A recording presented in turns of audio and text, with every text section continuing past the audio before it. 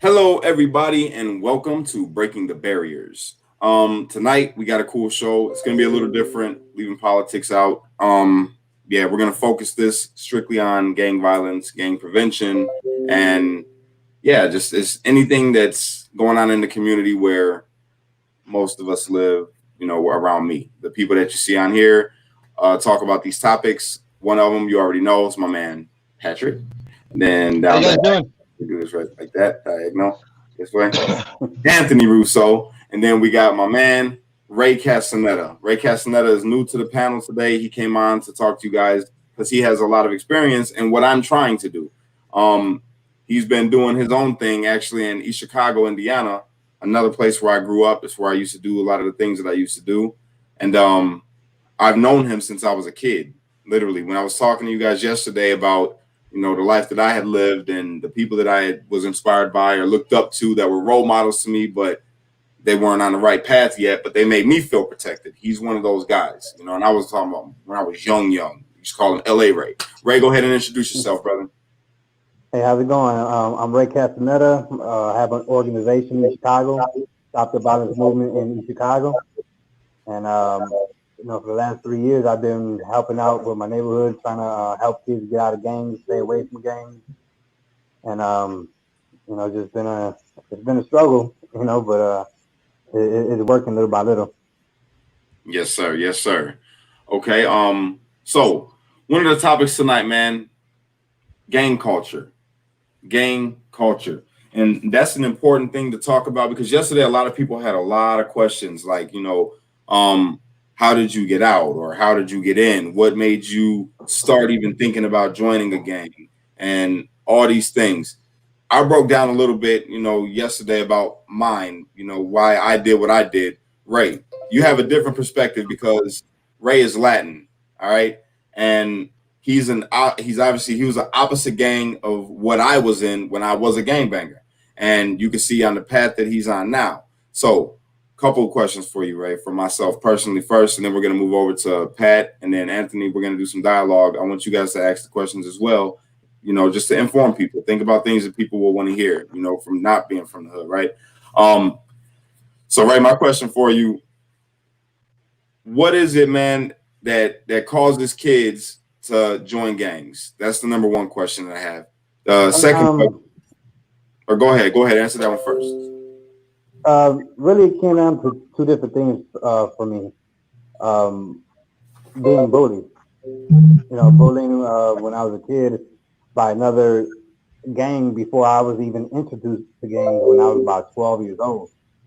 I was more like a pretty boy who was all into girls, and once I hit junior high school and started getting into girls, and then like the girls who were already with these other kids into gangs, didn't like me because of that. And really, what got me into it, I was getting bullied and getting jumped a lot after school. Okay, go ahead, guys. You got anything? I want you guys to lead. Patrick, you go first, man. You answered it. You asked the questions because I feel like me coming where I come from, you guys got a different perspective. You got a different view of gang culture. So, what do you feel like some questions are that people would ask, and what would you like to inform people about, make them aware of? So, go ahead. So, well, like the title of the video is, gang violence. So I guess from my perspective, I'd be interested in knowing what do you feel like perpetrate or the reason behind the majority of the gang violence is, and is there a way to stop it? There's a way to slow it down. I wouldn't say stop it. You know, there's a lot of kids that come from broken homes that just like that. That look for love in other places, and the gang life. There's always going to be gangs out there to be there for somebody that they know have a broken home. And a lot of things basically start from at home. Depending. I mean, there's kids who come from suburban neighborhoods gang life because they think it's cool, but like for people like us growing up in the hood, it was just different. Yeah. Ray, do us a favor real quick and just make sure when you talk, just keep the microphone a little closer to your mouth, just if you could. So I'm actually, I know Cash has talked a lot about like when he had to get out and then had to take a beating if he wanted to get out and all these different things. So I've had a decent amount of friends that have been in and out of gangs at every location. I know it's different. So there's two questions that are great questions that I'm curious about too. If you could come up with a percentage, how many of the kids that were in gangs came from broken homes of some kind? With a percentage, probably at least. Well, back when we was growing up, a lot of people my age, because I'm older than Cash. You know, it wasn't that the percentage was probably a lot lower than now. The percentage back then was probably like 40%, maybe 30, somewhere in that area.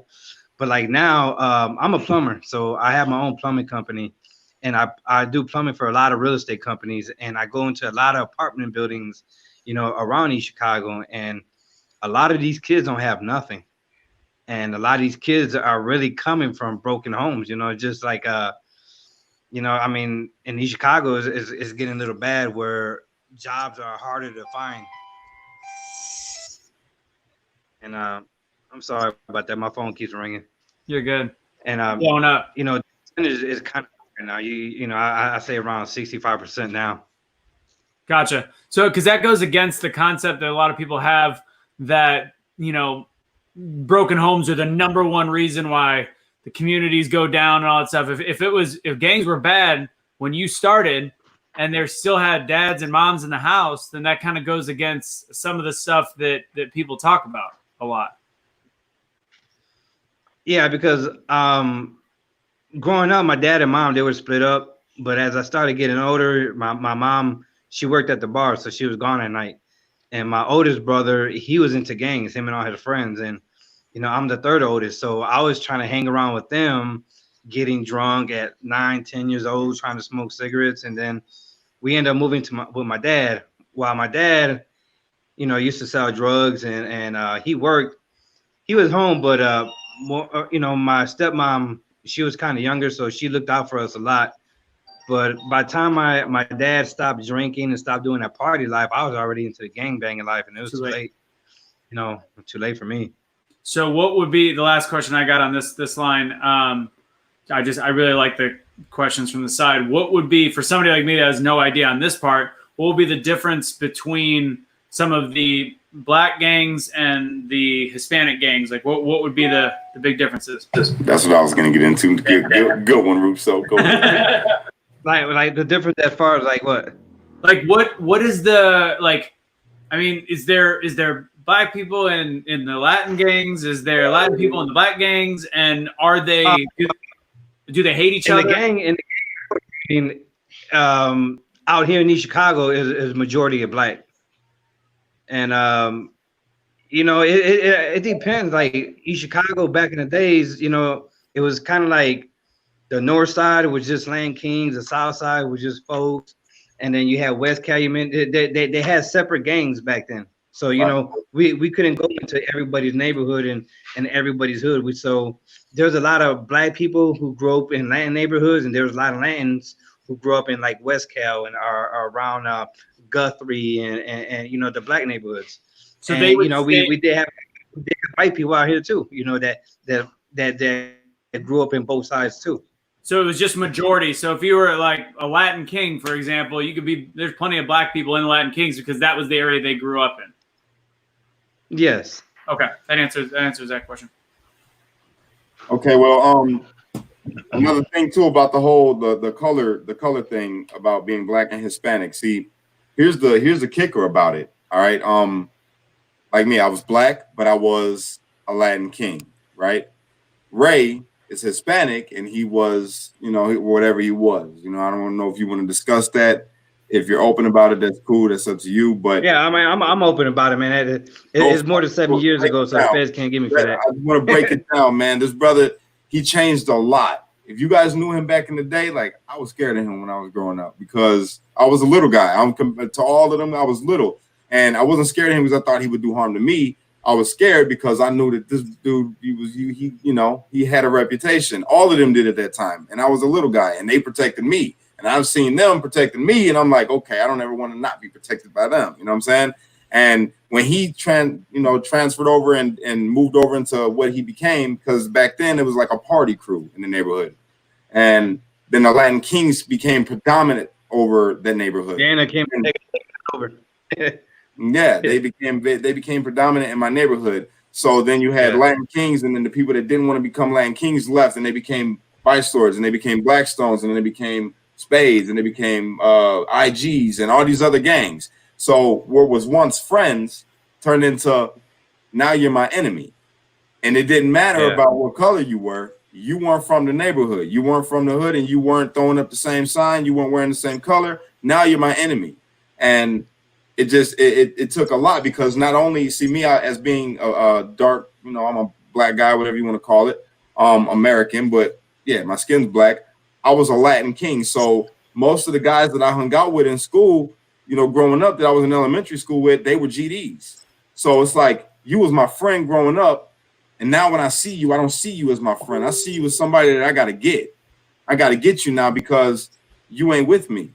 You went and you chose the opposite side. So we've literally had like shootouts, you know what I'm saying? With people that used to be my friend in elementary school and middle school, we're shooting at each other because we chose different sides. And it was horrible because in school it wasn't like that. It was in school, you see them, it's like, whatever, you know what I'm saying? What's up? How you been?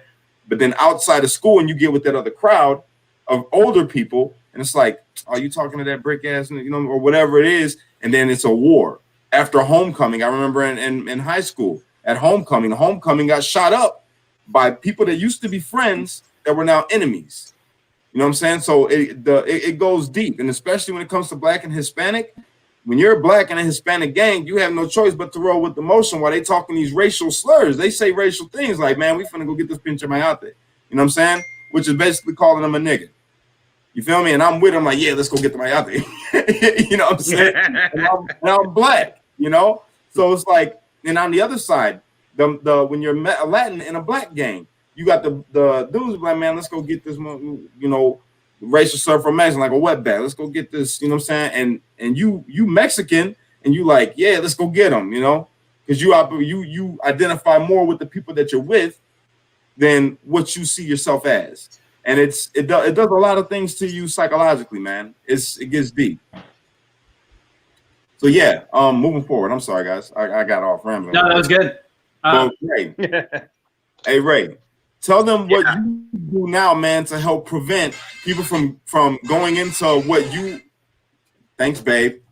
Prevent people from going down the path that you went down. You know what I'm saying, or the path that I went down, or the path for the people like. Right now, you in EC, and EC still is pretty buck out there. It calmed down a lot, but it's still pretty buck. You know what I mean? So tell them. What do you do with your movement? Let them know about your movement and what you got going on.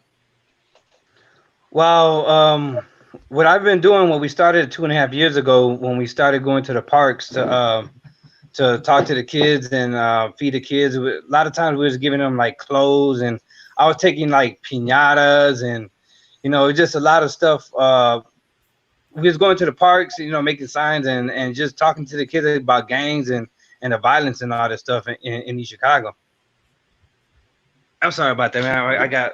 I got something. My bad. I had to get away from it because something was ringing right quick. You're good. Do your thing.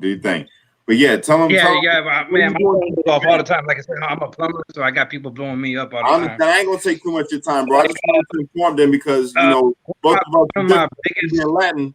Hold on, you being Latin and me being black, I had people in the comments like, you need to have more diversity. And I know you, and they don't know, like, yo, I know everybody from where I'm at. I know a lot of people that used to be something and, they became something else. And you're one of the people, when you look at you, you wouldn't think like, oh, this dude's a hard worker. He's a good dad. He's a gang activist and all these things. Somebody will see you in profile right away. You see the test and be like, oh, this dude's a thug. Nah. So how do you, like right there, just your image alone helps you be able to relate better with the people in the community that you're trying to engage with. You know what I'm saying? So what do you do to get out there and help them to see like, yo, this ain't the way you want to go? You know, when I was listening to some of you guys talk yesterday about going to the schools and you know, to get into these kids and stuff, my thing is like, I'm not against protesting and stuff, but I'm really not with it. Like when I seen about a year ago when they was protesting in the highway in Chicago and shutting down the highways, and they was going to the city hall and protesting at city hall. My thing is like, there ain't no gangsters at city hall. There ain't no gangsters going and taking the highway to work. You know what I do? I go in the neighborhoods. I go to the parks where the kids are at, and you know, I go to the spots where kids are getting shots. And I go and I walk them streets and I talk to kids and you know, going to the parks and where these kids are at, where the gangs are hang out at, you know, that's where we gotta go attack and talk to these kids. My thing is, if we educate our young kids now, you know, first, second, third, fourth, fifth, sixth grade, and we catch them now, and we open up youth centers and we have more people like us to you know, that's been in that life, to tell these kids, hey man, this ain't the life. In about 10 years, we'll see a big difference, you know, in the gang life if we attack these younger kids and you know, go to the parks and stuff. But like, you know, going to the schools, there's a lot of kids who don't go to school. And there's a lot of kids that don't go to youth centers because a lot of this stuff costs, you know, and a lot of these kids just hang out at parks or they go to these so-called trap houses and hang on a block. That's where you got to go where the real problems at, where these kids who don't have nothing. So you know, so like there's a question down here. Says, is gang activity more about survival or power and control and materialism? So with that, I'm gonna get a first short answer for this. It's about all of the above, depending on who you're talking to in the gang. Some, like me, it was about survival, and I needed to have power to survive because you will be eaten alive out there. Control and materialism, I never cared about the stuff. I didn't care about having, I looked raggedy growing up. I didn't care about the stuff. Control, yes, it's about control. It was about control for me because I wanted to make sure that everybody knew I was dominant. So do not test me. How about you, Ray? How do you feel about that? What did you feel is more about? Even materialism. You know, I went to the feds. I went to prison when I was 22 years old. I had cars. I had my own spot. I was on my own since I was 18. And, you know, when I was a kid, I got made fun of for the clothes and stuff I was wearing. And, you know, as I started getting older, when I started selling drugs, 15, 16, I was wearing all the nice stuff. So a lot of it was about power, control, and materialism. And like, you know, before I got locked up, I had so much stuff, so much stuff I lost: money, cars, guns, everything. So you know, it was all everything for me. Okay. What about you guys? Questions? What do you think? What do you think it's about? You think gang violence from a perspective of people that weren't in gangs? How do you feel? What's your perception of that?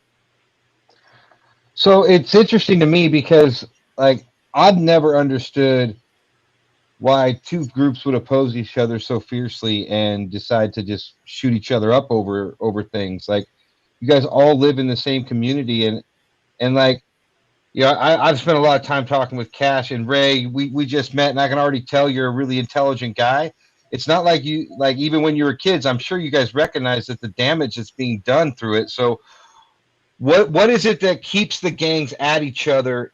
You know, like what's the why the competition, why the fighting, why the violence? Like what stops you guys from coming together? And whatever that is, how do we facilitate bringing opposing gangs together and understand that, you know, if we focus our energy on building the community, we can all do better? Well, I'll tell you like this, my answer, and then we're gonna go to Ray. My answer to that is what keeps them from coming together. Okay. First off, you got to understand something, and the culture of being in a gang and being in a community where that's what you know, and that's what it is, right? you have people. See, this is what people don't know. The higher ups, the ones that's the leaders. I would say I'm not talking about the leader of the hood. I'm talking about the leader of the organization where you got like a regional. You know what I'm saying? Somebody that's does all the hoods. Them are the ones that they do communicate with what you would call the ops or the other opposing gang's top leader. And then they talk about money. They got it to where it's set up to where, okay, we're going to get money like this and, do this. Then you got the foot soldiers. See, the foot soldiers is the one that they don't know. They don't understand that these guys are up here talking and they're about the money. They're smart. They want to make the money and they want to have the power. So you get these dudes to go out here and sell for you, kill for you, steal for you. And they keep them warring. They don't understand like, yo, our leader and your leader, they probably like cousins or something and they talk and they get along while we down here killing each other because we don't know no better. We're just told that we got to die for this. We got to die for this flag. So it's a lack of knowledge. It's a lack of knowledge that keeps gangs at war with each other and not coming together for the community because the community doesn't matter in the beginning. It doesn't even matter. It's about power. It's about money. It's about being dominant. It's a whole different kind of culture. Right? Yeah. Just like you were saying about the gang leaders and stuff like that, there's two gangs that's been at each other since about 95. And it had to start with the soldiers that one of the soldiers killed another soldiers. And then over time, both of the leaders of these two gangs were dealing with each other with drugs, with money and power, man. And since 95, these two gangs been going at it. And then like around 2008, 2010, somewhere around there, these two gang leaders got indicted for drugs and being involved with each other.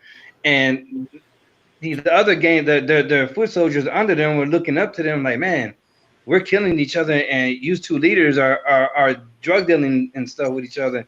So, the gang thing is kind of like politics too. There's a lot of political stuff in gangs, on the streets and especially in prisons.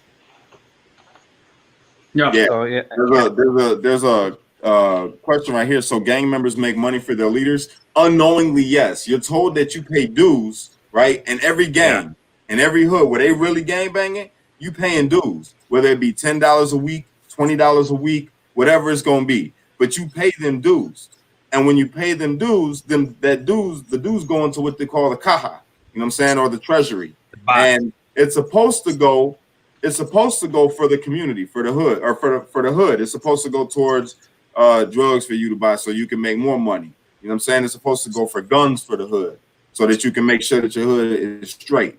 It's supposed to go for whatever it's supposed to go for when it comes to the gang. Most of the time, the money goes to the top line where the guy that's running all the hoods, it goes to him and you get to keep a percentage of what you get. So say you got a hood and there's 25 people in your hood, right?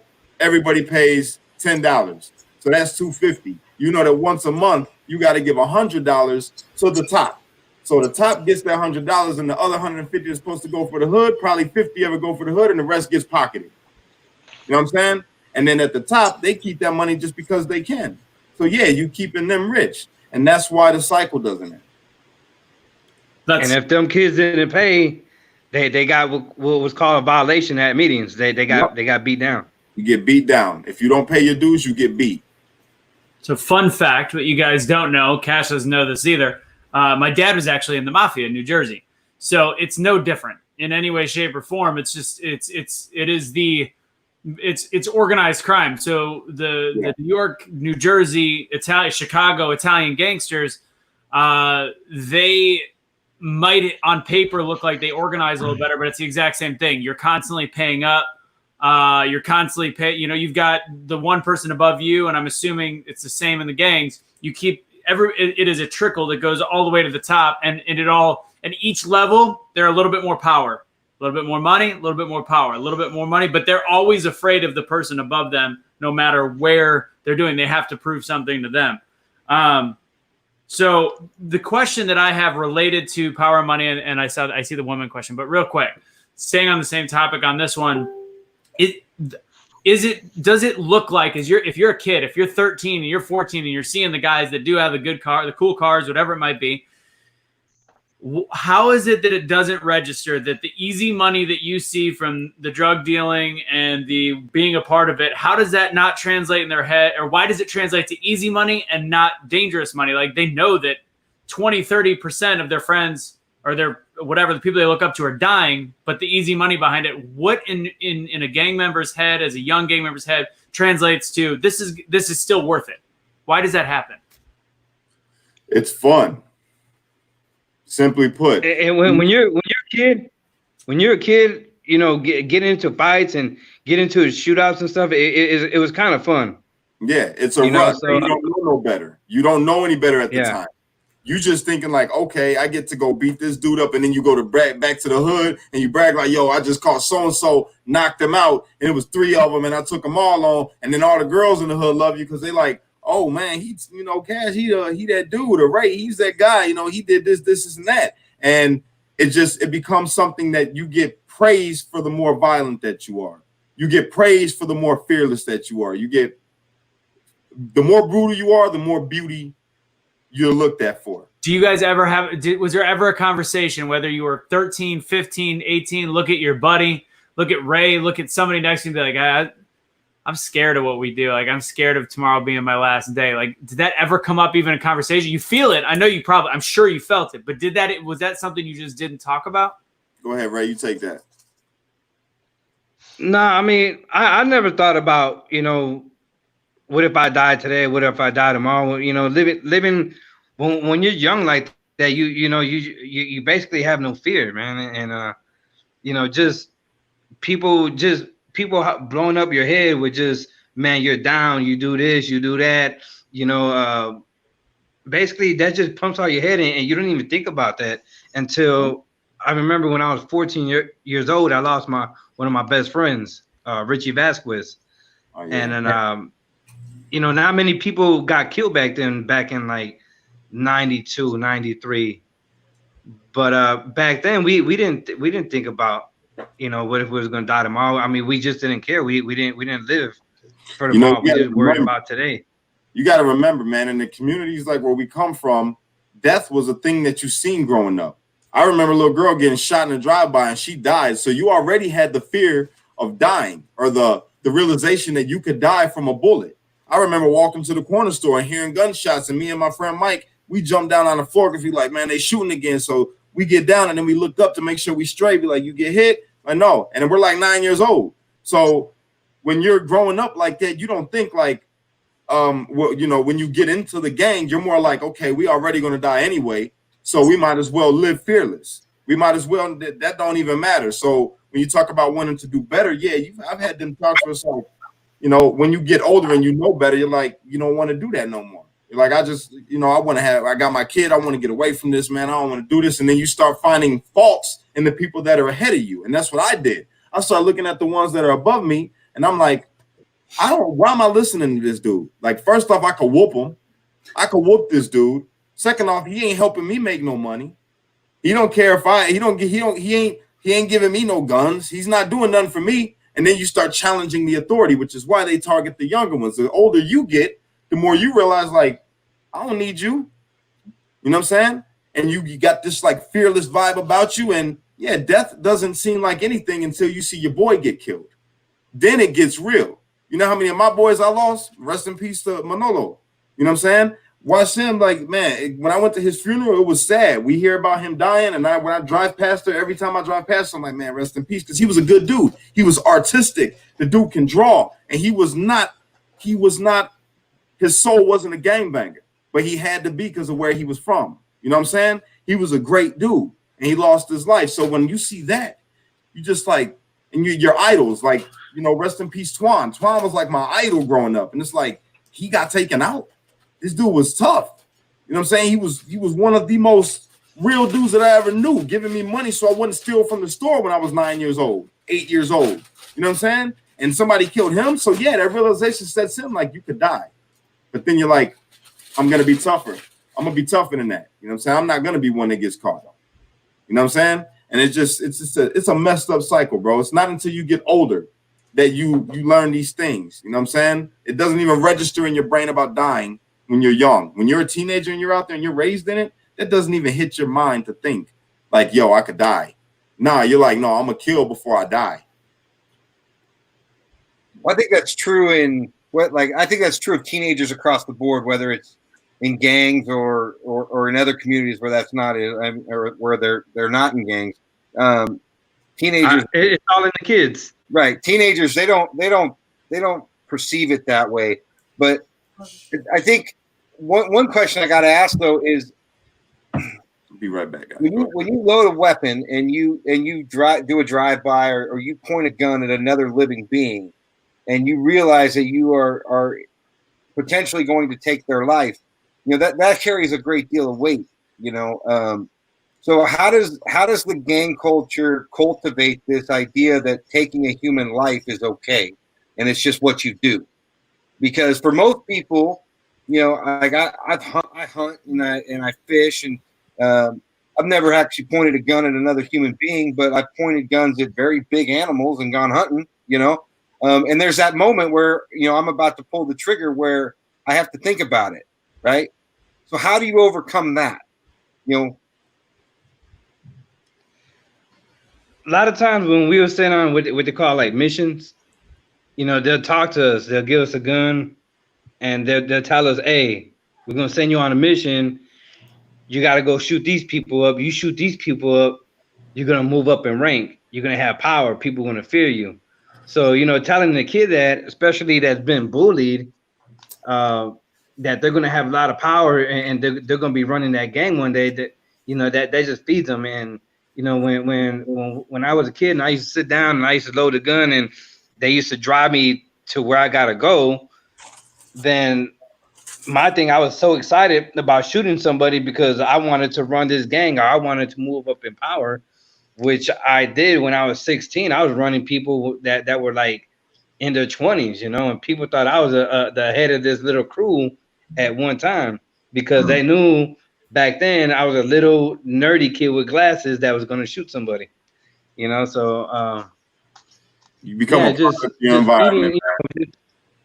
Just pumping that into a kid's head about how much power he's going to have, and, you know, stuff like that. You know, I think that help pushes that fear of shooting somebody to the back of them.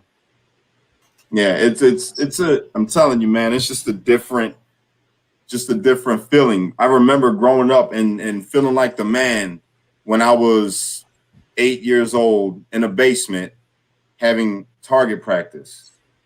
I had phone books stacked up all the way against the wall, just caked up down there, shooting my first 25. You know what I'm saying?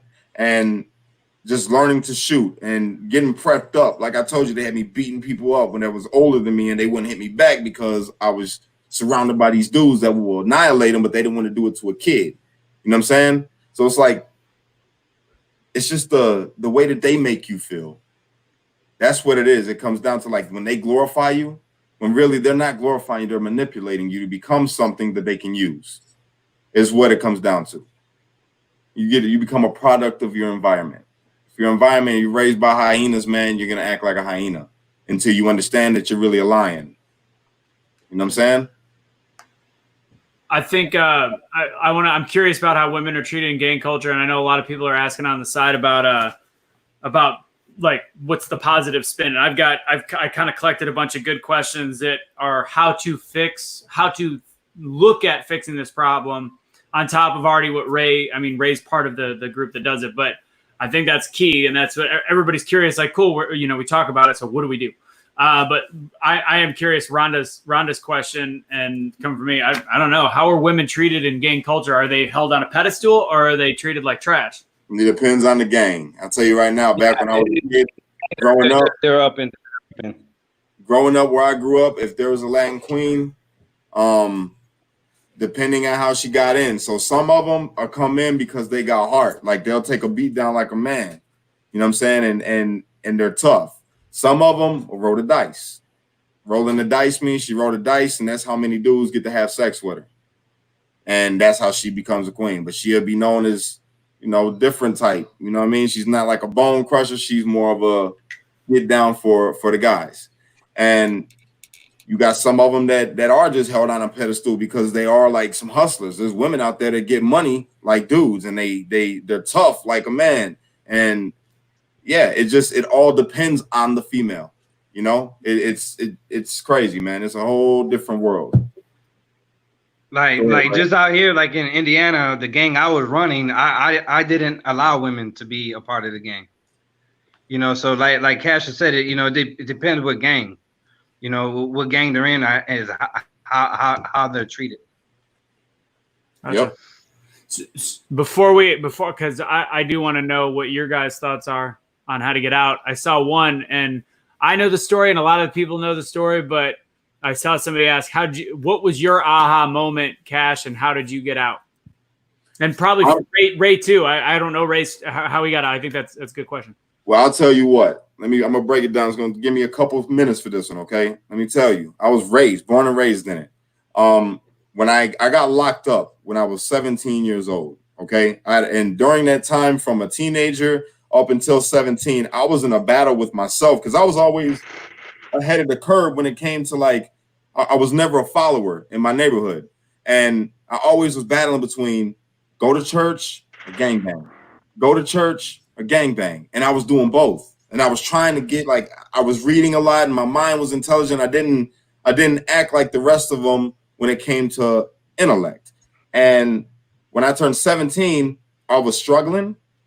I didn't have a real place to stay, and I needed money. My mom was robbing me from my dad's Social Security, or my money that I got from my dad being dead. My mom was taking that and wasn't supporting me. She wasn't taking care of me.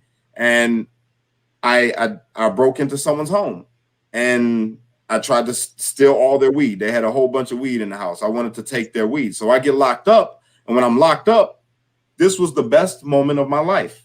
It was the most clear. I had clarity because at 17, mind you, I'm addicted to cocaine. I'm doing cocaine since I was 15, so by the age of 17, I'm addicted to cocaine, and I'm drinking all these different kind of alcohols. My mind was I'm taking Xanax. My mind was just altered. I was not the person that I am today. So at 17, when I get locked up, I go and they put me in LCJC. And I'm thinking, my life's about to be over because I just did this horrible thing. I got all the police in Griffith were like, I don't ever come back here again. And then this no snitching thing. As soon as I'm in the being detained, they got me in a cell. I'm 17. This detective comes. My mom comes up there all messed up. And I was embarrassed because she was there.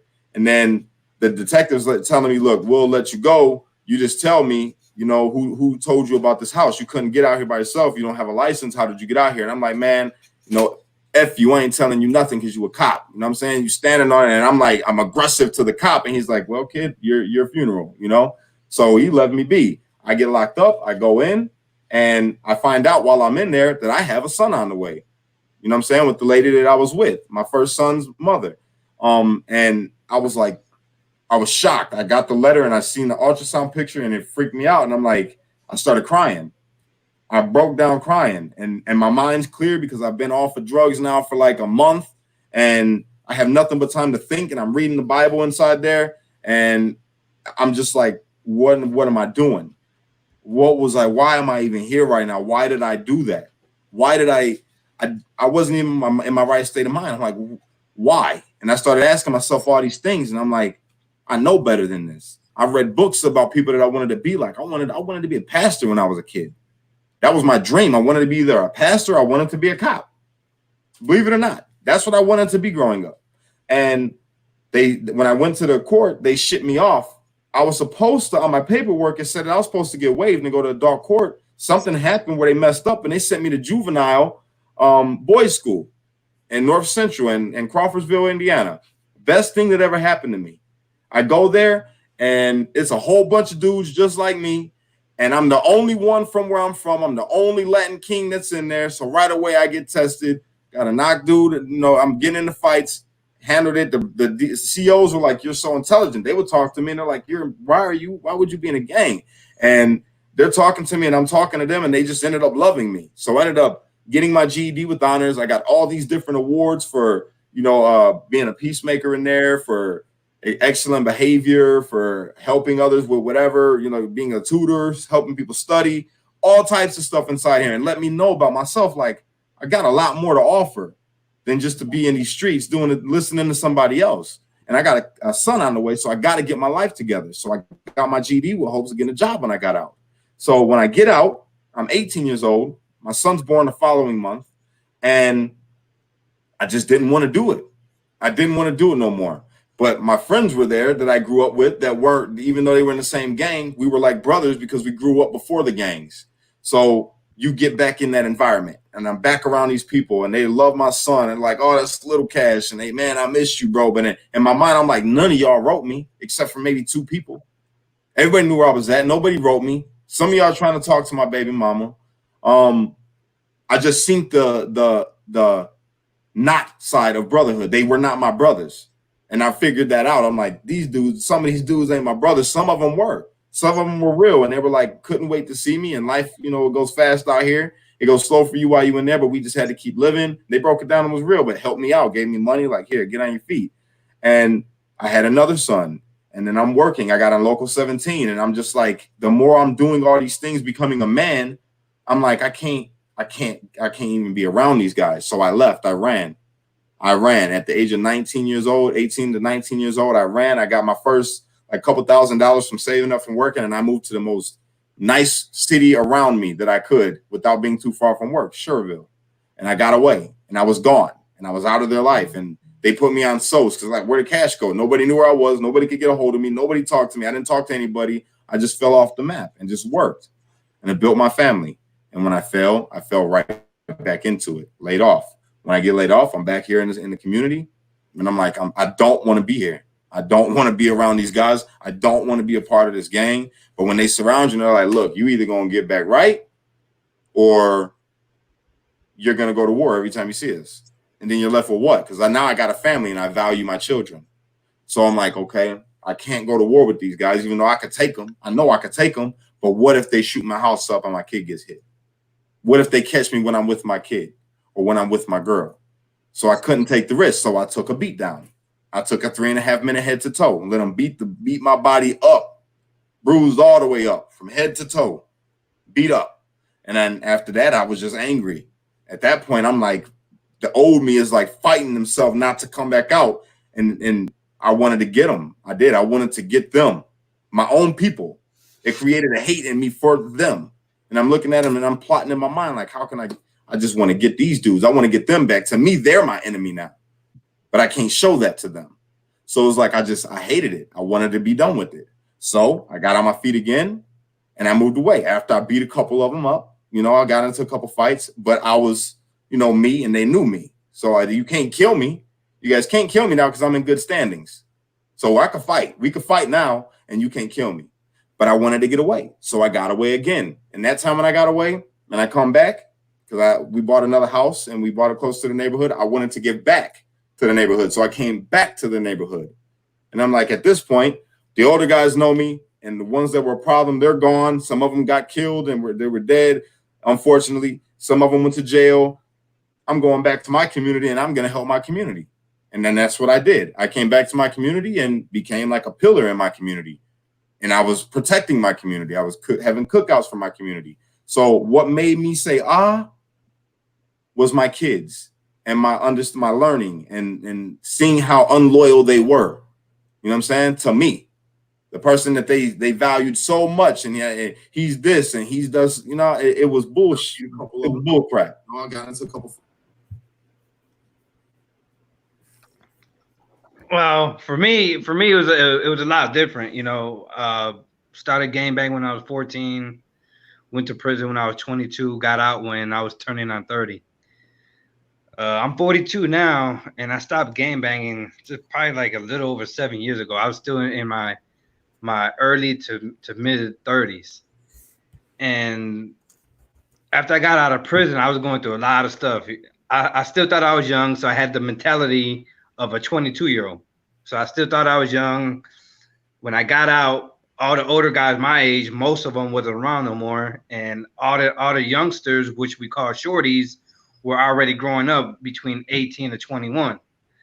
So when I got out, I was still, on a little bit of BS, gang banging. But then, then I already had a bunch of kids already. I already had like 7, 8 kids. My oldest right now is like 25. I got grandkids. But like around 30, 34, I was like, man, I'm after prison. I've been back and forth to jail, back and forth on 72-hour a hold for being suspected of a murders and stuff like that. So like all that stuff started getting old to me. I was already doing plumbing, and I was making a lot of money with this plumbing thing as I was going on. And basically just getting older, wiser, and knowing that the streets were changing with the gangs, that they're not loyal. There's no more loyalty like they used to have. Everybody's screaming renegade now, and stuff like that. I didn't respect, coming from the young kids. But coming back home, I was able to come to my back to my old neighborhood because I had my paperwork. Everybody knew I was solid, and like, at 34 years old, I told them, I was like, man, it's time for me to walk away. I'm old enough, and a lot of them kids I see now, I call them kids even though they're in their 20s and stuff. I call them kids because a lot of them call me pops. When I got out of prison, I was still looking out for them. I was giving them a place to stay. I was feeding them. I was helping them get money. So a lot of them respect me now. I didn't go through the stuff like Cash went through because, he was in a different gang, and, different gangs, different ways, And when I started this thing, the Stop the Violence movement 3 years ago, a lot of people respect that because a lot of people who didn't respect or who didn't have love for me feared me, and I thought it was love, and it wasn't. It was fear. So now, after 2 years doing what I'm doing, a lot of people's like, man, this guy is real about what he's doing because he's still doing it after almost 3 years. Our first event, a month and a half ago, we hit the front page of the newspaper again. I got a couple politicians involved where they donated candy. I dressed up as Spider-Man. Somebody else was a Captain America. I hooked up with another organization. We went around the whole city and just throwing candy bags to all the kids on the porches since we couldn't have no parades and nothing. So, like I said, it was different for me getting out because I was in it for so long, from 16 to my 30s. And like me and my other partner that are together, he was the head of one gang and I was the head of one, but we're the last of the older guys, so getting out for us wasn't too hard because we was in different gangs, and some of these other gangs like the gang Cash was in, they take it to the extreme. I met guys in that gang that are still gang banging in their 40s, almost 50s. So that gang was a little bit different than the gang that me and my partners were in. Can you hear me? Oh, there you go. Yeah. Okay. Hey, I'm sorry. I had to leave real quick. I'm back on. Yo, I didn't know there's a lot of people from our community that's on here right now. And yeah, I'm gonna bring on Gartrell, and I'm gonna have him speak after you, Ray. Because he's another perspective of gangs. He's a whole different, he's a whole different type, way we were. He's not like that either. He's another one that turned family man. All right. So I'm gonna bring him on, get his personal opinion. Good. Okay. Ray, before you go, I just want to reiterate what I told you before in the backstage before we went live. Like, if you need any help, what you're doing, trying to stop the violence and the way you're trying to do it, I think it's amazing, man. I really do. So if you need any help with that, you let us know, and we'll be there. And okay, cool. The same way my name is on the screen is the way it's on Facebook. I have I got a Facebook, Stop the Violence Movement EC. So a lot of things I'll post on there, but most of the stuff I post on my personal page. So if you guys want to follow me and check out all the events that we do, I'm getting ready to have another big event next month. It's going to be real big, and I think we're going to be on the radio, and I think the NWI Times and stuff is going to be a part of that. Yeah, so watching, go follow Ray, and let's help support another really positive movement. to stop violence. That's something, that's something we can absolutely do. I'll go ahead and can I ask so Ray much. one more question? Go ahead, Ray. Yeah. And also go ahead and double tap like any comment so people could that's for Cash. Double tap any comment so people can see Ray's information again. To make it easy. So just like tap on a random comment and tap off of it. Tap off. Same comment. There you go. Perfect. Oh, okay. So if people want to look up Ray, so my question that I want to make sure that I based on everything said is for somebody like me, for a lot of the people that are in the group that are on the comment box, if I want to help, one of the things that terrifies me is like, what happens if somebody trying to help just goes and finds a way to talk in the schools to gang members? Do we have any hope? Like in terms of where people listen to us? Is it dangerous? Can people go in? Because you're dealing with it now. You're dealing with kids that you're trying to communicate with, but you have a background and they respect you immediately because they know where you came from. But other people that want to help, how can they help and actually be looked at as somebody that's coming in to help and not some asshole?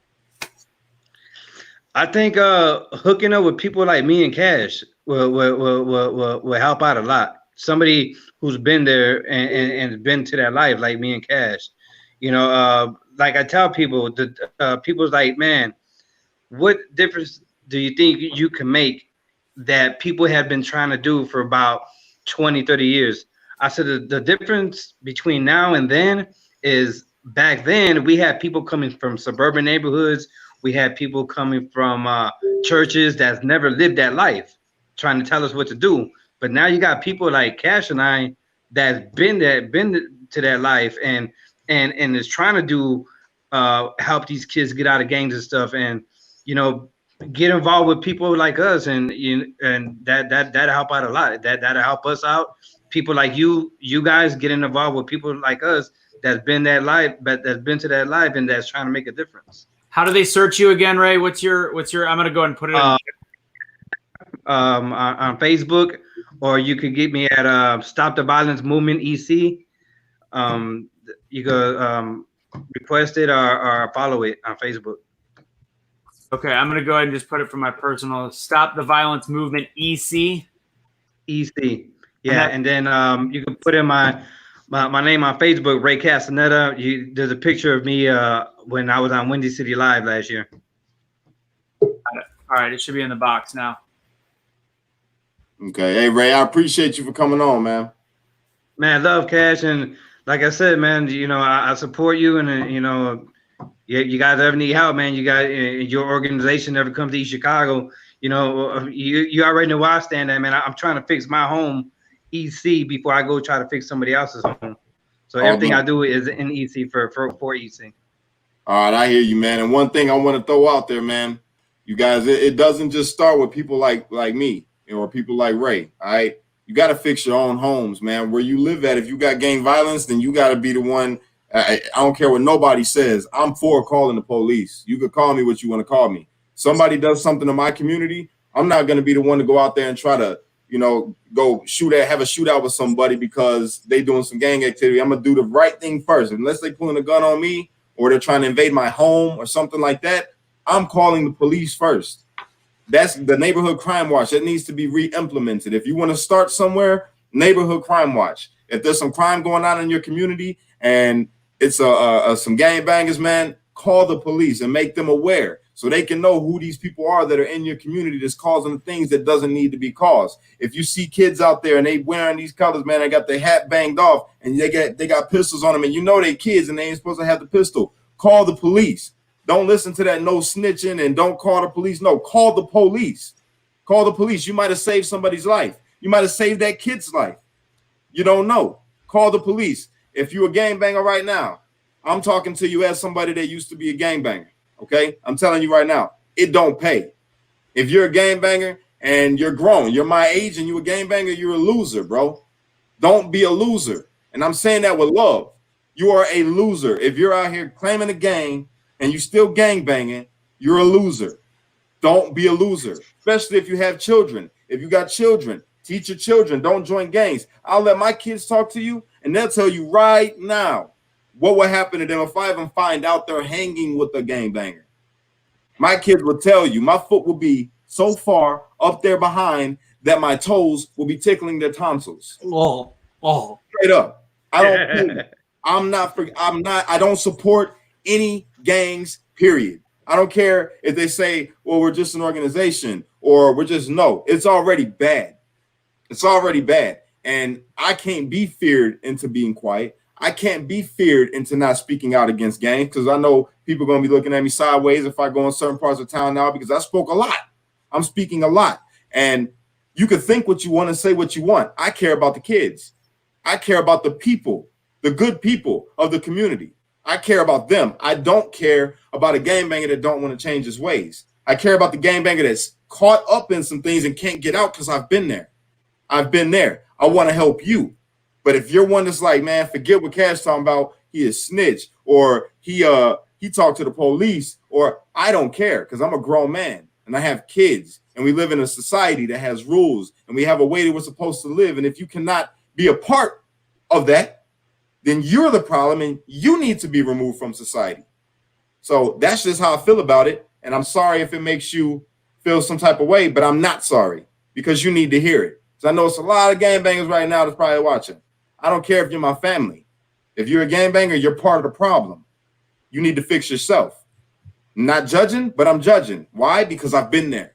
I've been that. I know what the cause is. I know what it causes. I know what it does to people. I know what you do to people, because I've done it. So just stop. So yeah, I just got that. Any last words from you, Ray? Yeah, I just want to let everybody know, gangs today are not like the gangs when we were growing up, because that street stuff where they said the code of silence. These kids listen to 6ix9ine now, so 6ix9ine just hit #1 and is a well-known snitch. So a lot of these kids' mentality are, oh man, we telling now. So gangs back then are a lot different from gangs now, because that code of silence, from what I see now, doesn't even fly anymore with most gangs. It shouldn't. It's a cancer. It needs to be removed. Thank you, 6ix9ine, for making it okay for people to call the police. That's how I feel about it. yeah. I mean that wholeheartedly. But yeah. All right, Ray, I'm gonna catch you later, my brother. You have a good day. Thank you for coming on, man. All right, brother. Nice meeting y'all. And like I said, man, just follow me, and I appreciate the help. Any little help I could get, man, it is love. Got you, man. All right, brother. You got to take it. Love. Take it easy, Ray. And just as a disclaimer to what Cash said, although 6ix9ine has the good element of saying that snitching is okay, being with a 13-year-old is never okay. However, Never okay. I don't like 6ix9ine or support him. To me, he's a little bit worse than a gangbanger. Yeah, he's worse. Put it out there. He's putting out music that makes people want to gangbang. Snitching, good. Or blow your freaking brains out because it's horrible music. I'm just gonna throw it out there. Yeah. No. Look, I invite people to come on here to speak, and because I wanted people to get perspective. Now, granted, people that I grew up with and people that I knew, just because I knew them doesn't mean that I know them. Let me clarify. All right. I don't know what everybody on here has going on in their personal life. I don't know what everybody is doing in their personal life. I only know what I've seen. And I know that the other day, what was it, day before yesterday, I believe, or the day before that, Ray invited me out to stop the violence thing in the park in East Chicago. And I thought that was admirable. I've seen some comments over here from people from the neighborhood. Look, I don't know. I don't know what anybody else has going on. I don't know that. But if he can help be a voice for some change, if he does got a following of some people, then I'm sure that, he probably disagree with what I said right now. And if he does, then hey. But I don't think so, man. I think that who he was yesterday might not be who he is today. And I gotta say that because the people give me the benefit of the doubt. I'm not who I am or who I was a year or 2 or 3 or 4 or 5 ago. Even yesterday, we're constantly trying to grow and be better. So unity requires forgiveness. We have to forgive people for the things that they've done. We have to forgive people for the things that they were. As long as it wasn't nothing that's over the top, like, some crazy stuff, I ain't gonna get into, but you have to allow people a second chance because we are nobody's judge. You know what I'm saying? We are nobody's judge, man. Only thing I'm trying to do is unite people and make people aware of things. And if some of the stuff that I'm reading in the comments is true, well, I mean, there's some that right there can affect some change. You know, if you, I'm just gonna stop before I get into some other areas, man. But we gotta forgive and we gotta let people try. You know what I mean? We got to. But go ahead. Well, regardless of some of the comments that I think you're talking about, It's somebody I really wanted to have on. He's like an older brother to me. Literally, I know this dude very well, and he's a changed man, bro. Like, he goes hard for his family, and he was heavy out there in the streets back in the day, and everyone knows him. He's a really good dude, you know, really, really good dude. Now, you know, back in the day, he used to put fear in a lot of people as well. And I don't know. See, I know who you're talking about in the comments. He's near and dear to me, and I talk to him on a regular, but I don't talk to everybody. There's not a lot of people that I talk to like that. But Gartrell, he's one of the people that I know that's close to my heart. You know what I'm saying? I love the brother. And right. I mean, I'm going to talk to him after this. I wanted to bring him on so I can talk to him a little bit to bridge that, but it didn't happen. So, well, regardless of the things that he was saying, I think Ray's movement, what he's working towards, stopping the violence in East Chicago, that is an admirable thing to try to accomplish, because, you know, there's obviously a lot of violence over there. We talked about it just yesterday. One of the things after listening to all this that I'm thinking about is, you know, when we see on the news that 101 people are shot in one weekend, and a 3-year-old kid or a 3-year-old child is killed, and, you know, 14 people are dead. If you're in the gang culture and you're seeing this, and this is your life, and you're one of the people that's involved in this, like, I guess I'm curious, like, where's the aha moment in that? Like, you guys, like, you're witnessing the violence firsthand, and, you know, how do we get to these kids that are in this situation, or how do we talk to the organizations and get them to go a different direction? Yeah, that's kind of my thoughts as well. Like, it's right in front of your face. I mean, what's the action item? How can, I mean, we talked about getting in there and actually, like, you know, you got to go in with the cash. You got to lead in with cash. You got to lead in with the Rays and all these different people that are interested. And I mean, Ray, for example, even if there is people that are thinking that he's not perfect, either am I. I mean, we all have issues. Like, but if there is an element of positivity, that's do the best we can. But we have to be okay with people like that, you know. That's your boy. You're muted. I'm muted. I muted myself because I don't want you guys to hear Gartrell yet. I'm going to go over some things with him real quick, and I'm going to bring him out. So you guys go ahead and talk. Okay, sounds good. Yeah, so I think that's one of the biggest questions I have. Like, so I understand the problem. You know, listening to, you know, Cash's story and Ray's story, I understand that. I understand why kids get sucked in, but how do we reverse it? How do we change it? Is that really just through community centers? You know, I see a lot of people talking about, you know, where are the parents? Where are the parents? Most of these kids' parents are not involved, and if they are involved, they're not involved in a way that's actually healthy for the children. I think those parents were Cash's age, and then before Cash's age, they were Ray's age. So it's been a process of this their whole lives. So I mean, a lot of the things, if people are just joining us, one of the big questions we ask are these broken homes, and not necessarily like it's not like 60%. Yeah, I mean 60% he said around now, but ultimately I think 40% on average is broken homes anyway. So I mean, there's white kids, black kids, good neighborhoods. Like, people get divorced a lot more now.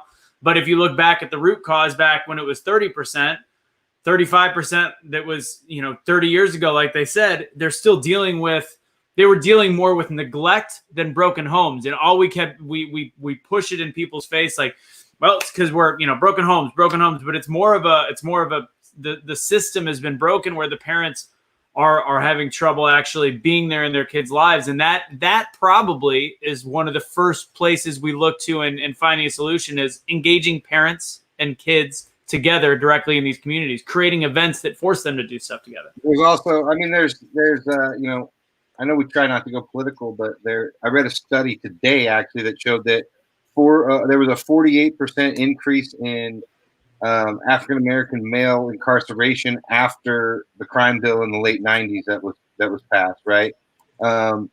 So that maybe that's something we can look at on a national level that can help. But the other point I want to make, sorry, Cash, you gotta have to wait a sec. And I've got one last thing. The other point I want to make is just because a child comes from a broken home, I don't want to just like, say, oh, well, we can't do anything about it. How do we help that kid? How do we make it that, give that kid the guidance and the help to understand that, he's got a shot too, or she's got a shot too. Like, there's plenty of kids that grow up in really horrible situations. And how do we teach them that, it's not your fault where you start out in life, but you are in control of where you end up. And how do we get them going the right direction?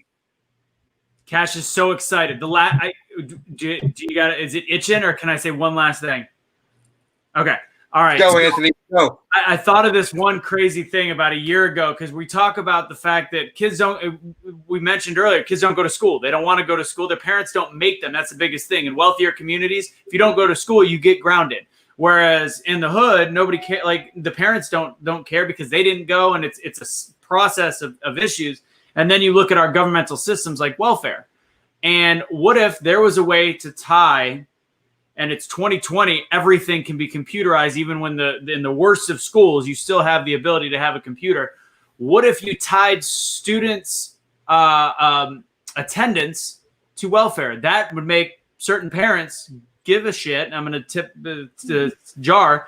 Why not make it where there is actually charting how many the attendance has to be a certain way. If your kids don't go to school enough, you don't get welfare. That would change a lot of issues. And there's an easy way to make sure that that's registered. You got databases and sales software that can do the same thing. Why not do it that way? That's just a thought I've always had. I've talked about it, and everybody I say that to goes, it's not a bad idea. I don't know. It's an interesting idea. Yeah, it's a great idea. I agree with that idea. Cash. Tomorrow we're gonna have a very special guest. Gartrell is gonna be on with us. Yeah, interesting conversation.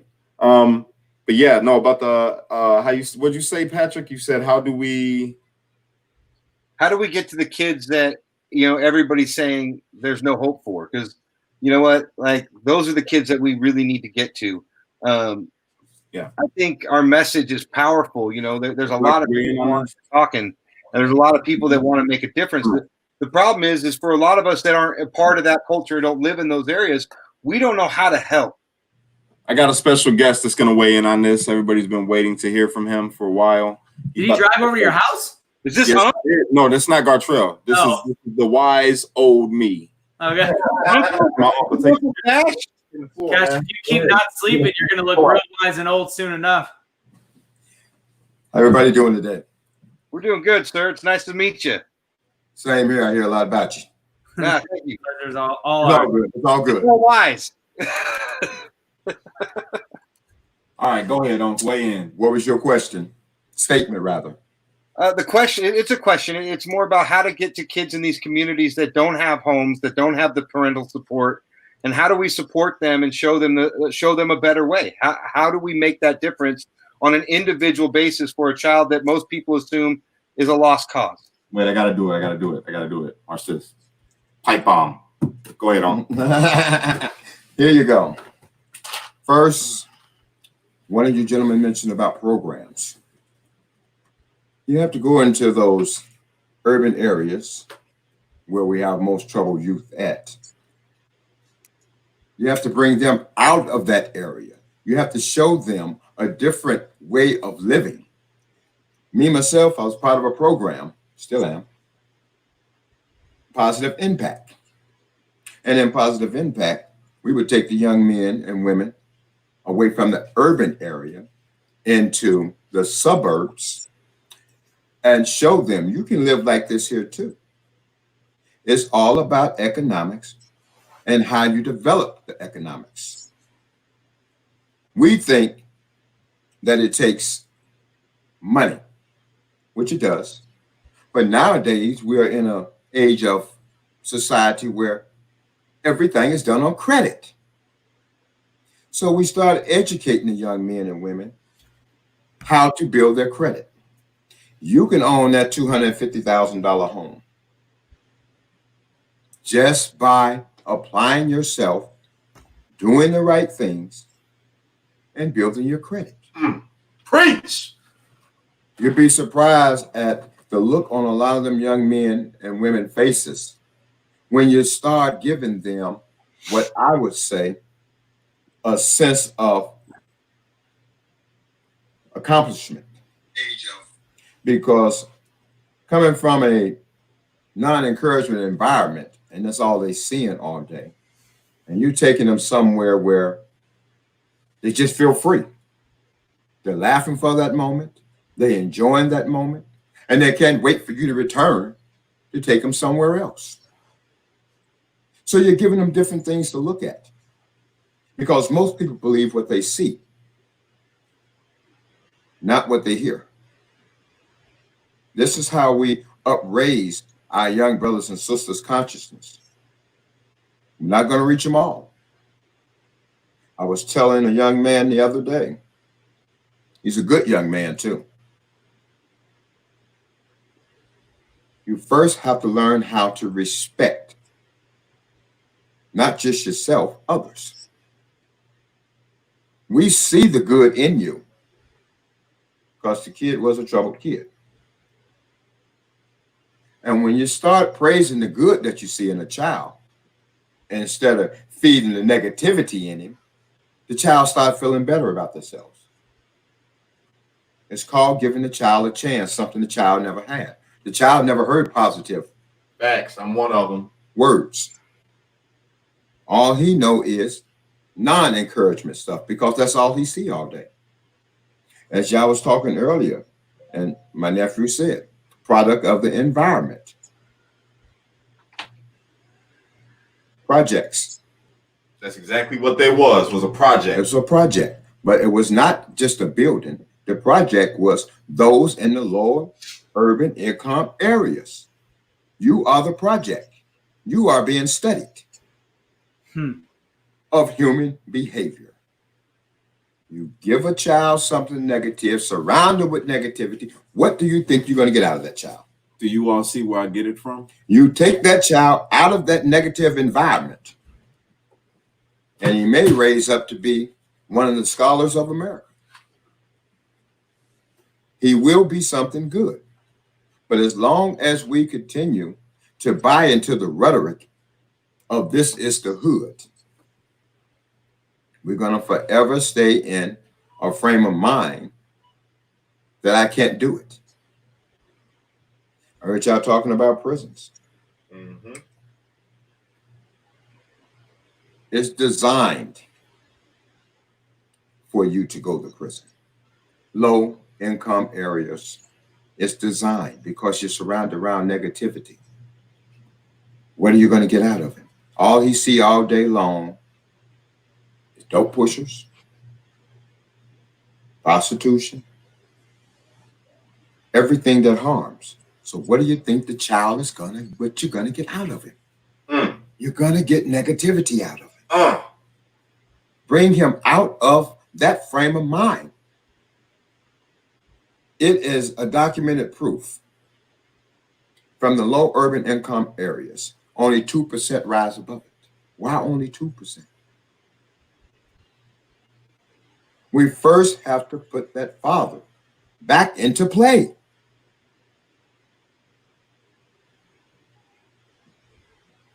Young boys look up to their fathers. At what age he may lose respect for him, don't know that one. But if he's not there from the beginning, there is no respect, not only for his father, for the next male figure too. We need to educate our children towards the good and the bad. Oh, he's too young for this. No, he's not. No, he's not. Nope. No, he's not. You're never too young for the truth because that's the only thing a child knows until we teach it otherwise. And that's how he teach me to raise mine. If you're not going to tell your children the truth, then don't tell them anything.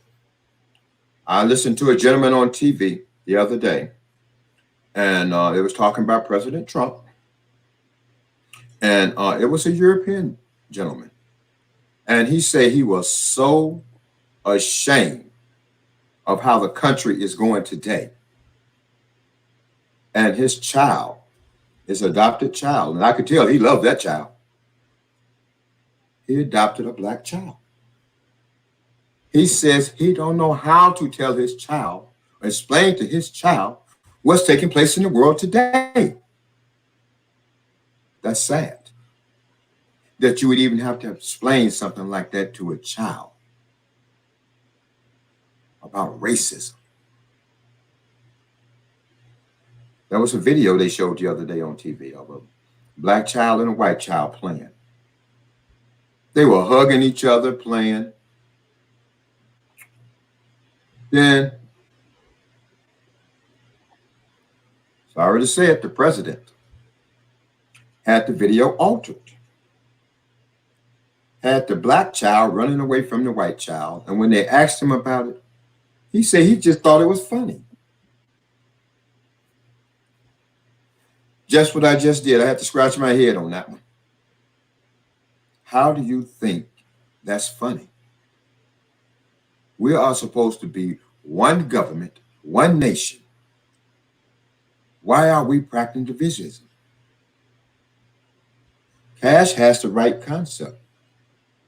We must unify to become a unit.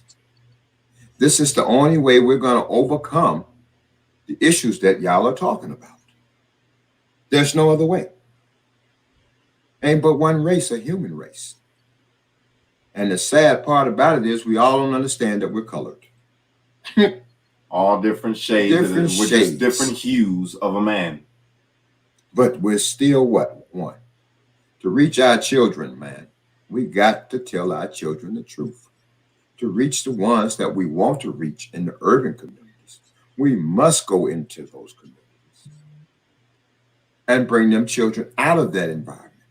If it ain't nothing but for a couple hours, give them something to look forward to, something to dream about. Because what they're seeing right now is a nightmare. Exactly. And they don't even understand that. Exactly. We Just hit must, something so profound, and I don't mean to interrupt you, but they don't have I anything get to to see do. it every day. we must put the fathers back into the household. That is a must. And if the father can't be there, that becomes common upon us. Because it takes a community to raise one child. Time out real quick on. Time out. Now see this comment right here. Listen. Where's this comment at? Okay. My man Joseph. Now do you see? This is what I meant about cognitive dissonance. He made one statement and it was against one person, against something that he did, and what he did was show a divide because he thought it was funny to show an image of, and I like Trump personally, but my uncle said something that showed something of Trump negatively. And the first thing you're focused on is how was the video altered instead of hearing the whole. I know, but I'm saying instead of hearing the whole message and receiving the message, you're focused on the division part of it that you didn't agree with. And that's what we got to stop. That's what we have to stop. That's cognitive dissonance. Even if we show that the video is altered, some people would never believe it because it's against someone that you admire, which is fine. But the whole point of this isn't that. That's not the point that he was making. The point wasn't about anything about the president. It was about fathers and about racial divide and how we can unite. Don't miss the message because you're focused on the person.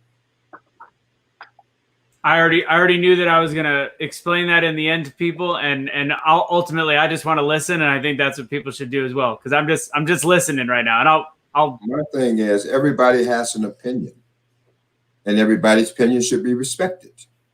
That was that person's opinion, without doing their homework. I didn't say any of this. I said this is what I seen. The media showed it to me as well as the world.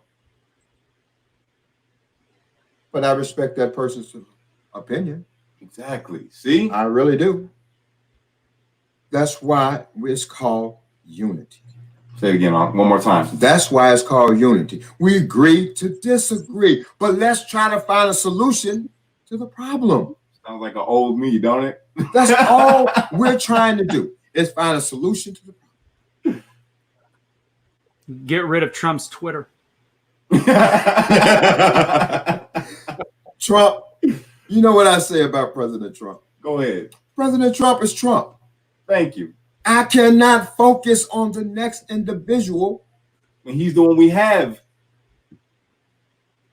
when I'm trying to focus on me. Focusing on me helps me focus on you. I'm looking for solutions, not sarcasm. We can do this together. We ain't gonna make it if we're divided. What? Nuh-uh. We're not gonna. It's not gonna work. Wow. We the people, we have a right to question our lawmakers. It says it in the Constitution. We have a right to do this. I just don't get it. While we're bickering Get you one. each other, Get you one. Worth reading. while we're criticizing and bickering with each other, what are our lawmakers doing?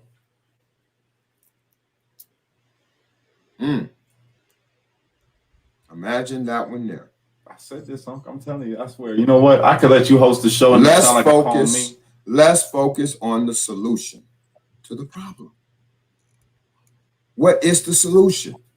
Give me input on how we can make this country better. It takes all of us. You can call it any shade you want to call it. I don't care. All I want to know is you telling the truth? That's all I care about. I don't care about nothing else.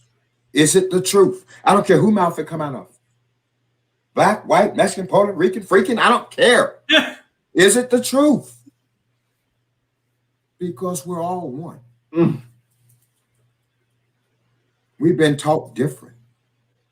Through what? Society. Media, Oh, especially media. schools. All I say is think for yourself. There is no wrong answer. That is your portion of understanding at the time of the situation. So how are you wrong? Same apartment, different views. Now, I may be able to give you a little more clarification to what you're thinking. I didn't say follow me. I didn't say do what I said. Nope. Equate what I said to you with your thought. You might come up with a better thought, but you're still doing the same thing. This is how we help each other. There's a problem, we come together to solve it. Me bickering at you, Pat, I ain't gonna get it. It's not gonna get the problem solved. Nope. Me disagreeing with you, it's not gonna get the problem solved. I could never understand this one here.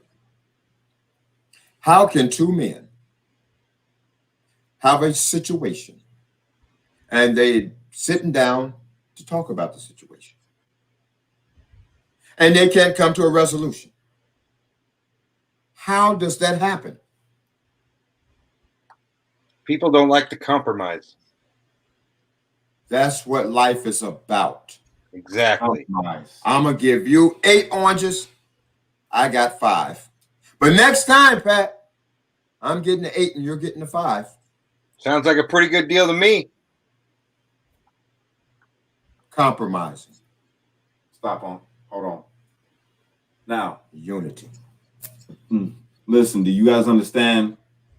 Do you understand what I'm trying to say now? See, my uncle, this is another thing I want to get out there to anybody that's younger watching, okay? When they say respect your elders, this is one of the reasons why. Anytime, let me tell you right now, anytime that my uncle, If I'm talking and my uncle say, yo, nephew, let me talk, 9 times out of 10, I gotta let him, because I know what he's gonna say is gonna be profound, because he has been where I haven't been yet. He has an understanding that I have not gained yet. You don't necessarily have to go through the fire to know that it'll burn you. Exactly. Some learn from what they see, some learn from what they hear. We have to slow down. And those that do not catch on to it, we have to go slower. As they say, and I wish they really mean this one here, instead of just pushing our children through that school system. No child left behind. I am still a child. There are ones that has more knowledge than me. I'm continuously growing. A man once said, a quotation, wise men doubt often but change their minds. A fool is obstinate. He knows all things but his own ignorance. I pondered with that, and I ponder with it. Wise men know all things from a finite point of view changes. Truth is always going to change. What's true today is a lie tomorrow. The fool is obstinate. He's stuck. He's stuck on rituals, customs, but those there cannot alter the nature of truth. Because you've been doing something one way for so long does not make it right. We have to examine ourselves, and we know when we're doing wrong. That first thought tells us we're doing wrong. But if you've been doing wrong for so long, that first thought don't even speak to you. Not at all. Just keep going the way you're going. And when you're sitting in someone's penal system, everything somebody ever told you, from the wino to the junkie standing on the corner, you're going to remember, if it was truth. Now you're wondering how you got to this point. We have to show our young children a better way of life. We have to get them back to being a part of society. Let them know that economically, politically, and socially, you can have what you want. Mm-hmm. We must educate them in these 3 things. Because if we don't, that's our future. Our children are our future. And if they don't know, we're doomed. As a race of people, we're doomed. Not a color, a race, humans, everybody. Ain't but one race, a human race. So go into the neighborhoods, as you said. Just pick the ones you go in. No, they have a lot of programs already that would love to have ones come in and take children and show them something different. There's a lot of programs where they can't get out and do these things with these kids because they're attending to other things, dealing with their programs that's bettering the children. So I say, ones got time on their hands, get with some of these programs. They call it being a big brother, a big father. I call it being your friend. One who's gonna try to elevate you, gonna try to show you something different than what you're seeing every day. Because when you drop that child back off, just watch his face. It's gonna get gloomy because he's back into a nightmare again. But if we continuously do this, Destruction. just to see the smile on that child's face when he's out of all that confusion is worth the time that you spent. Them are our future. What we gonna do? Are we gonna continue to allow ones to control what happens to our children? No. It doesn't have to be a negative environment. I understand the economic structure. I understand the economic struggle. It's hard. But you can rise above it with unity. I want what you want. I want you to have what I have. If it's nothing but a peace of mind where you can think. Thought is the cause of it all. It's what we put into the children. Hang on. You on fire. You really are. You're great. It's late. And I'm not cutting you off. If you want to keep going, sir, you by all means, you got the chair. It's yours. No, you know I got a program coming up. I know. We're going to get to that, but don't say nothing about the chat. Just wait. Just Hey, wait. Don't say nothing about it. But give them time to ask you some questions because we got to give Okay. Can I ask one quick question? And I already know that there's an answer that's going to come from your mouth. I already know what it is, but I feel like I want to hear it from somebody that's been around a long time. Since a lot of Cash followers are of our persuasion, and they have a lot of friends. You're a man. Yep, a man. Yeah, man.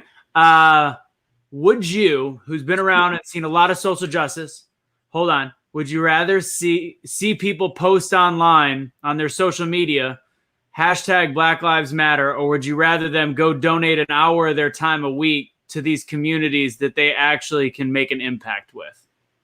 That's a good question. Go ahead on. That's a darn good question. Get 'em. I have not done my research on it, so I'm going to speak briefly on it. If those that are a part of Black Lives Matter and they're not outreaching like that into the communities, then I would have to say, what are you doing? I don't see you in the political arena. When do they show up? Good question. They show up doing the marching. For what? Injustice. What kind of injustice? What kind of injustice? Yeah, who did the injustice? The injustice was done as we see, as the media show us. See, you being smart right now. Y'all see that, right? No, no, I'm not being smart. The injustice is done by lack of knowledge, man. That's what causes the injustice. The injustice I see that the media is showing me is injustice by our law enforcement. Now, that's a total different thing because I disagree. You're supposed to disagree. We agree to disagree. The injustice, what he wants me to say, is by us. That's what he wants me to say. But me, see, I'm the type of How many people just killed over the weekend? That's all I'm saying. What was Black Lives Matter then? I'm the type of person. I go to the root of the problem, the cause of the problem. I can't do a math problem and start in the middle and come up with the correct answer. I go to the root of the problem. And the root of the problem, trust me, y'all don't have time for this. We're going to get to it. He's coming back. This is not the only time you're going to see him on here. I'm helping him set up his own platform. And I need you guys to move on over there, too, if you want to hear how he really is going to get into it. But he's also going to be a part of the Streetlights Unity Foundation. That you're going to, when you tune into me, America's Backyard, that's the name of the segment. Pat, you're going to say, oh, man. Very different from what I'm talking about, but no, still it's the same. It's the same. I'm going to be watching every episode. I need him with his part of unity because it's going to take us all. Yep. Absolutely. It's gonna get deep, y'all. Buckle up. I'm telling you, it's going to get deep when you tune into this. I'm more of a lawman. I'm more of the Constitution. He studies law, by the way. and he studied the Constitution. The man can probably recite the Constitution to you with all of the amendments And the things that we're and gonna, the sections. and the things that we're going to talk about, you're going to be like, wow, really? You're going to run and pick up a book. My uncle And you're is going to 50 fight harder than ever. He's 57, but he looks younger because, as he says, black don't crack. That's him, Pat being funny again. But Black Lives Matter. This movement was started way before the people who are talking about Black Lives Matter now. This movement was started back in the 60s. But it wasn't like this. Mm, Man, they race bait. Let's call it what it is. I know we're gonna disagree, but no, they race no, bait. no. I wouldn't say race bait. You follow what I'm saying? The reason I wouldn't say that is because America's backyard. America's backyard. And he's right. They're not race baiting. They're lacking a certain part of law to support why they're saying Black Lives Matter. Once again, you have to go to the root of the problem. Until you go to the root of the problem, you're not going to solve the problem. So I would say unto my brothers and sisters, which is black, white, Mexican, Puerto Rican. He means the same as me when it comes to all of that, everything. We only disagree on minute things, but you wouldn't think that we're going to show unity. Just how he's on this show, when I get on America's Backyard, you will see what unity means, because we do differ on some things. But I look up to him probably more than any man alive on this planet. We're supposed to. If you agreed with me all the time, then you wouldn't be cash. Exactly. I welcome healthy debate. Absolutely. This is how we grow. Constructive criticism. Take the constructive criticism and build on it. And what I will say to my brothers and sisters of Black Lives Matter, extend your reach beyond what you're doing. What you're doing is beautiful, but extend your reach. Just don't. I'm talking to the people of Black Lives Matter, or the people that run Black Lives Matter? The people who runs Black Lives Matter. Thank you for clarifying that. Extend your reach. Because your reach, your voice. No, he's correct. I don't like them. That's why I like him. I don't like them because they could extend their reach. They choose not to. People have been saying this. Okay. They only want to come out and cause a racial divide because they have a political agenda. We're not looking for racial division. That's what they're doing, though. Through lack of what? Lack of action. Saying the people a part of Black Lives Matter is too. Black America, not the actually, it's just me and my opinion. Okay, if they actually knew what they were doing, this is why I said extend that reach.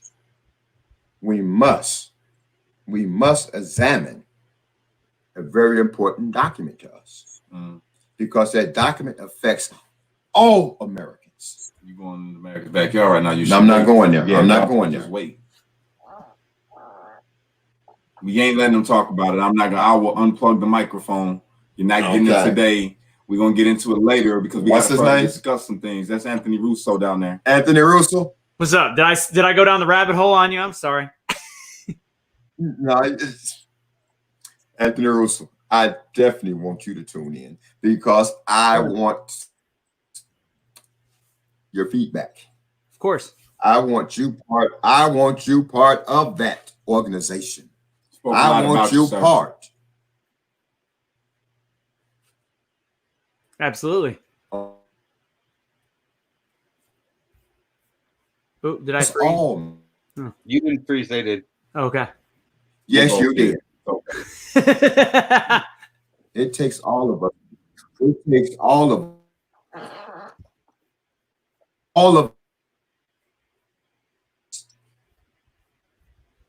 and Are they freezing for you, Pat? Yeah, they're pretty frozen up. It's I'm getting like one every Yeah. 3. Cash, hit the button, pull in Good. and pull out real Good. quick. Good. I got to get off. Off right Hold now. Hold on, I want to say Government- something, Dunk. Hearing I got us. something I hate gotta him tell sometimes. When the government hears us as a nation of people, a lot of people concepts changes, but they're going to change for the good. We ain't worried about all that right now. We got to get unity first. Yes, thank you. There's steps to this. Unity. All right. That's why I came first. Amen. That's why he's coming second. Yes. First, we got to unite. We'll get there. We will get there.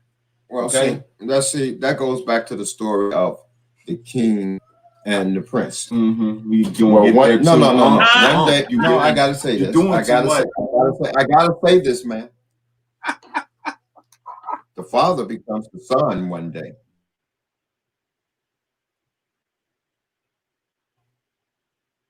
But he I don't lost mind. again, Anthony. I did too.